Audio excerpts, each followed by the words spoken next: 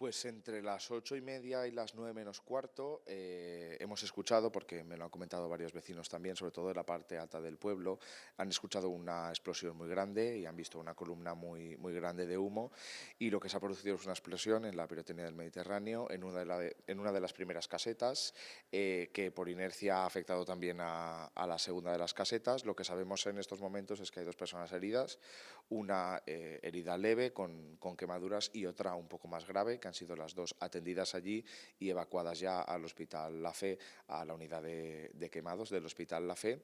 Y básicamente eso es lo que sabemos. Han llegado en primer lugar la policía local, luego ya han llegado pues los bomberos, la Guardia Civil. La verdad es que la dotación ha sido bastante grande y los servicios han llegado muy pronto, también el SAMUR, y eso es lo que sabemos. Las causas hasta el momento todavía no lo podemos saber.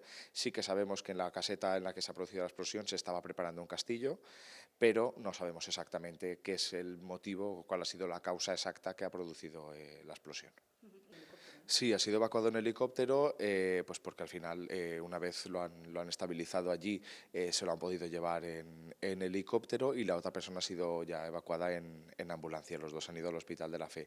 La persona que ha sido evacuada en helicóptero es vecino de Vilamarchant, y al final nosotros, cuando hemos llegado allí, cuando han llegado todos los servicios, los primeros esfuerzos han sido única y exclusivamente atender a los heridos, que principalmente eran estos dos, aunque algunos compañeros pues también han sufrido algunos rasguños, algunas heridas, que también se les ha atendido por parte de Cruz Roja y también del SAMUR.